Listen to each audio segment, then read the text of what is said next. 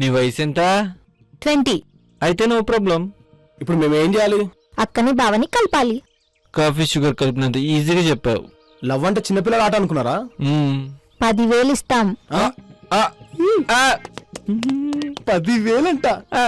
అలాగే మనకి వాసుగంతో కూడా పని ఉంది కదా. కరెక్టే, వాసుగాడు బాగా బలిసినాడు కదా. అమ్ముని లవ్ చేస్తానంటావా? అమ్ముకి ట్రైనింగ్ ఇద్దాం. అంతే అంటావా? సరే, డబ్బులు ఎప్పుడు ఇస్తారు?